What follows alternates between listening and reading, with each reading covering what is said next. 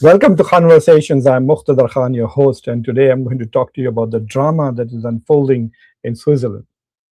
JD Vance is there with Jared Kushner and Steve Witkoff. I don't know why we are taking these two bandits out there. No one trusts them. In fact, the Iranians have said they do not trust them.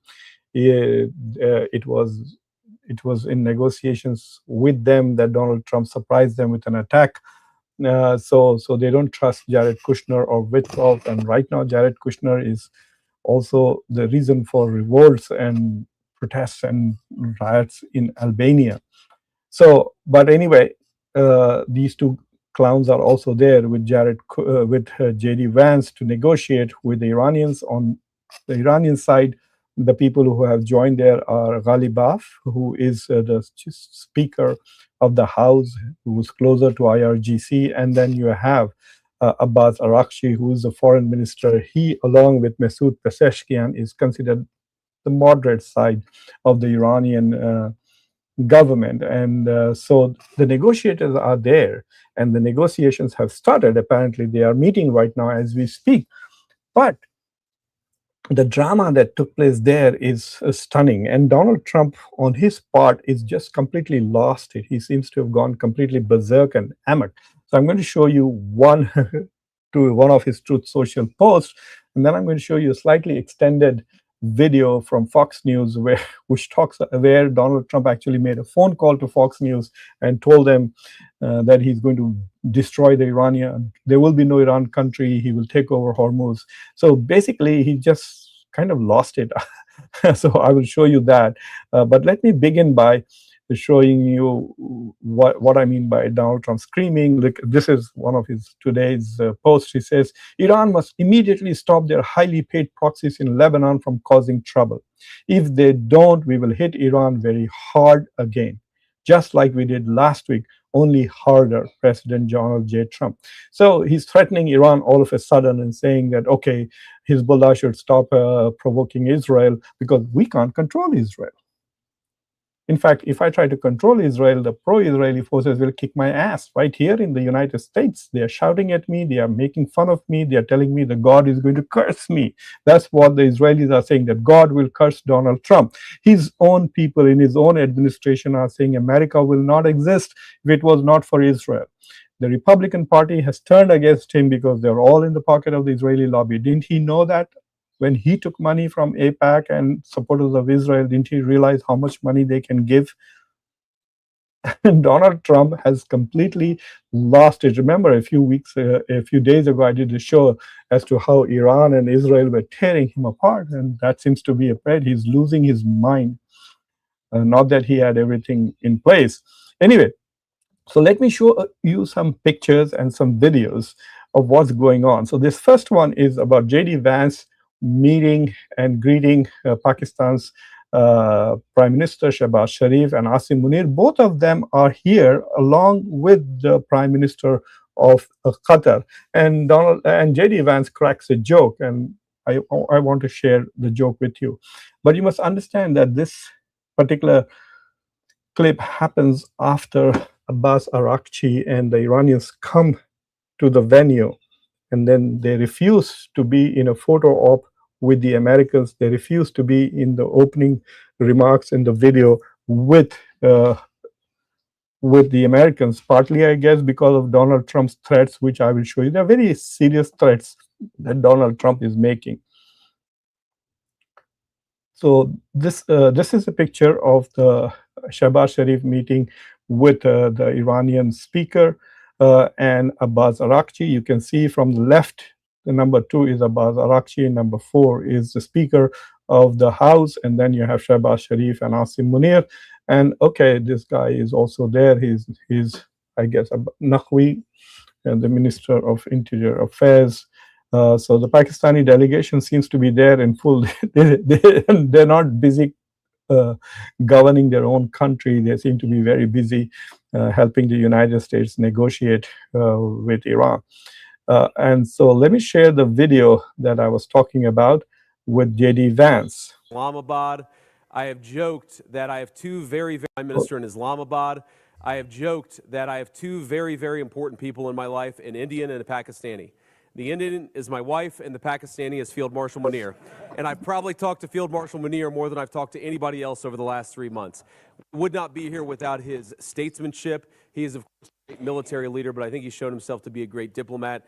And, of course, who's an amazing friend, Prime Minister and his. So let me give you some background for those of you who are not used to Americans. American speakers are constantly under pressure to be funny. I don't know why it is, whether you're a professor, whether you are a speaker, whether you're a president, everybody is under pressure to crack a joke or say something that is smart, clever, and funny. And so J.D. Vance is trying to be smart, clever, and funny. And so basically, he's trying to thank the Pakistani delegation for a lot of hard work that they have done. And he does say something very interesting. He says that I have talked to Asim Munir more than I have talked to anybody else in the past few months, which means more than Marco Rubio, more than President Trump, perhaps. Anyway, so he says that there are two important people in my life. One is my wife, who is from India, and Asim Munir, who is from Pakistan. I mean, basically, he has not spoken to anybody from India, Jaishankar or Modi or anybody else about this issue. So he is kind of highlighting the importance of Pakistan in the ongoing negotiations. But this meeting is interesting. The person who is on the left of Shehbaz Sharif is the Prime Minister of Qatar. He's, I think, the brain behind the Qatari role in the negotiations. And I'm going to share with you another fascinating video about the Prime Minister of Qatar. Okay, and watch carefully what happened. And on the social media, this is being interpreted in a particular way. I will tell you how it's being interpreted on the social media, and I'll also give you my own take on this. This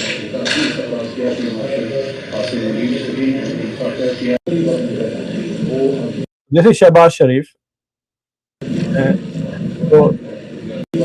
So in the beginning, you can see that Shehbaz Sharif is standing with J.D. Vance on his right and Asim Munir on his left, and then the Prime Minister of Qatar comes into the room, walks straight to Shehbaz Sharif and hugs Shehbaz Sharif, does not shake hands with J.D. Vance, meets with Asim Munir, and guess what? He just stands there. J.D. Vance says something to him, but not shaking hands with him.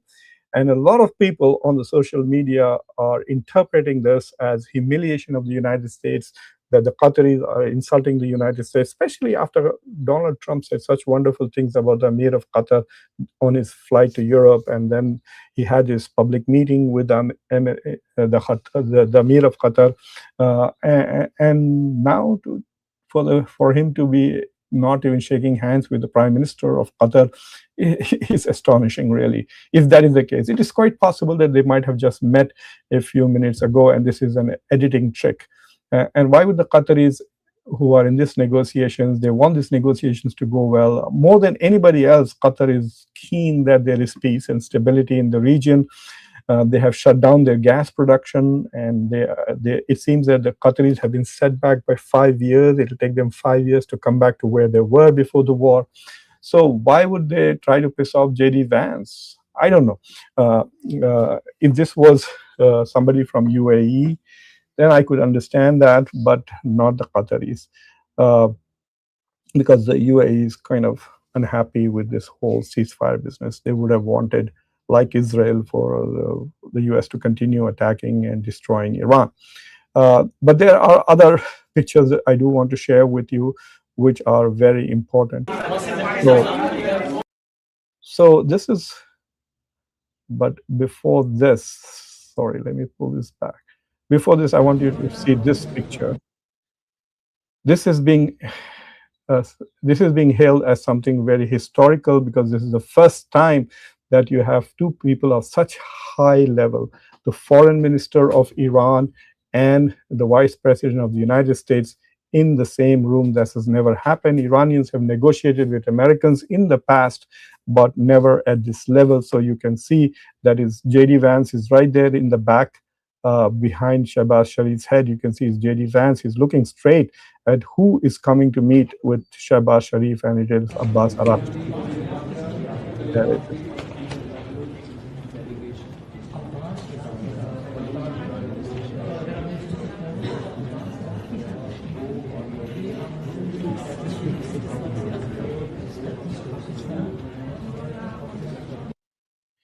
it seems that Shahbaz Sharif speaks many languages. He's fluent enough in English, but he also speaks Urdu and Punjabi, and he speaks Arabic very well. And I don't know whether he speaks Persian or not, but there was a translator there. So after this meeting, Abbas Arakchi basically says, and so does Ghalibaf, that they are not going to have any photo op with the Americans, and they walk away. And this is the video of them walking away.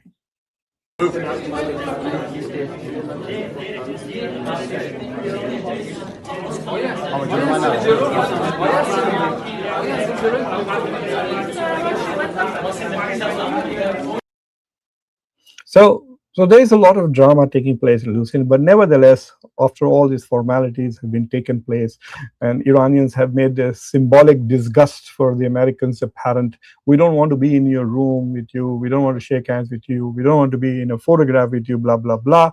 Then they go ahead and essentially have their dialogue.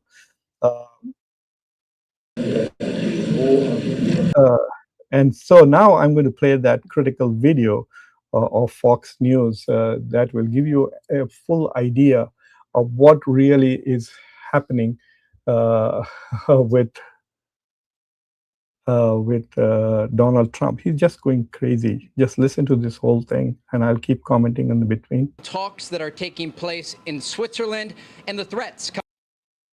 Yeah, hey guys, good morning. I just spoke with President Trump for more than 20 minutes, and he gave... So he spoke to President Trump for 20 minutes. He's in Tel Aviv, by the way. Donald Trump is calling a fact, Fox News reporter who is in Tel Aviv. Some new insight and reaction about the ongoing talks that are taking place in Switzerland and the threats coming from the Iranian regime. President Trump telling Fox News that the U.S. may take over the strait in the future if they have to and collect tolls. The president described this as the United States being the guardian angel of the Strait of Hormuz.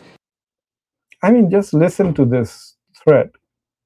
Listen to what he's saying. Future, if they have to, and collect tolls. The president described this as the United States being the guardian angel of the Strait of Hormuz and the Middle East. So apparently Trump is telling a reporter of Fox News. This is not himself on camera. This is not him posting it on his Truth Social, but he's bragging to a reporter, knowing fully well that he's going to go on air and say these things. So he tells the reporter that we're going to take the Strait of Hormuz. If you could take the Strait of Hormuz, why would there even be all these negotiations and the memorandum of understanding and discussions? All the US could do was blockade it. Just block Iranian ships or Chinese ships from going in and out. They could not take the Strait of Hormuz. If you remember, for nearly 2-3 weeks, Donald Trump begged Europeans to come and help him take it. He could not do it himself.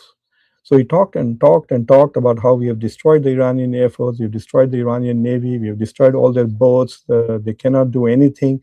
And yet he could not open the Strait of Hormuz. And he said so during the G7 meeting, that if I allowed this to happen, there would be a complete collapse of the global economy because of the price of oil was going up. And like I told you guys before in the past, that if this blockade continues into July, when the surplus, the strategic reserves of the US and other countries, and China has basically saved the world. But up to a point, once the strategic reserves go down, then you would have this massive, massive disaster for all of them going forward. So that's one reason why he claims that he has accepted this memorandum of understanding. I mean, the Iranians must be laughing about this. There is a report that came out which says that the Iranians have included in their delegation a old people psychologist, a psychiatrist who treats people who are old and senile, and they are taking his advice to deal with Donald Trump, and they seem to be doing pretty okay. But it's fascinating. Just listen to all the stuff he had to say. The president said ultimately that would involve the U.S. taking 20% of the oil that passes through the strait. Remember, this comes in reaction. So not only is the U.S. going to take over the Strait of Hormuz, they're going to take 20% of the oil. So they're going to take UAE's oil, Saudi Arabia's oil, which is going to India, which is going to China. India is the biggest importer oil from there. 85% of Indian oil and gas comes from this region. So who is going to pay for it? The price is going to go through the roof if the United States is going to basically charge 20% of the oil as toll.